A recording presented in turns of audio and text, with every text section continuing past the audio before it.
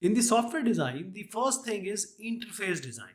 That is how a user is going to interact with the system or a computer software.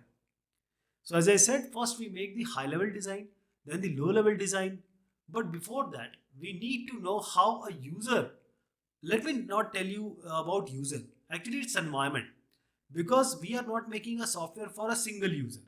It's there are certain subsystems which will be using your software. There are mobiles, or there are mobile systems, there are radios, there are different parties to that system. So let us call it as a whole as the environment. So interface design is the specification of the interaction between your system. Why I'm calling system? Because it can be a combination of hardware and software, and its environment. Environment means those agents like you who are going to interact.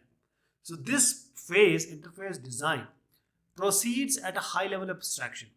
So as I'm saying, system can be interacted by a user, an individual, a human being, also with certain functions from other subsystems that are the part of the whole system. So as I'm saying, the phase of high level abstraction, the inner working of the system is completely ignored, at especially at the interface design. We just think that our software or the system is a black box. Our attention is basically how the target system what we are making will be interacted by the user, other devices which are connected with your software, and other system or subsystem that are going to interact with your software or system.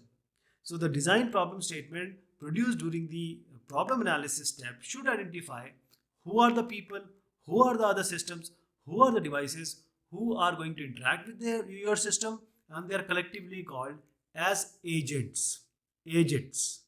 So you might have heard about use cases. In use cases, we do the same thing. That is how a user or a machine or a subsystem is going to interact. What actions they are going to take is all about this interfacing design. So that creates a use case scenario how it will be used. So we call all of the people, system, and devices as one name, that is agent. Basically, they are the part of the environment. So the system is going to work in the environment, and these people, these subsystems, these different devices are going to interact, and we are calling them as the agent. So interface design should have certain thing.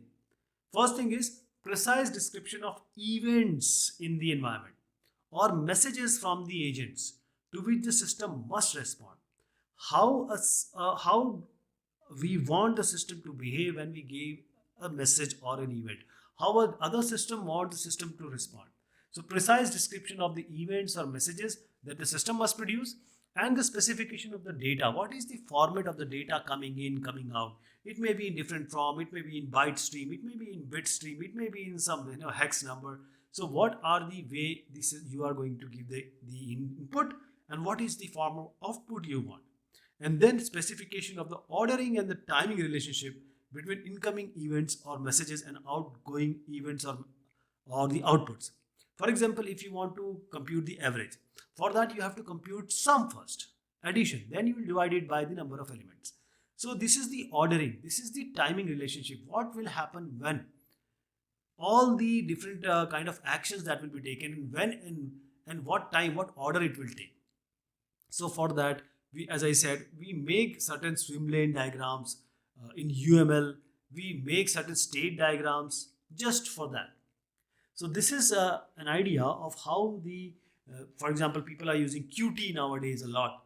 So that is only for the UI and UX, because ultimately you are using the C++ compiler or Visual C++ compiler to code it. But the basic thing is how it is seen, how user will see it.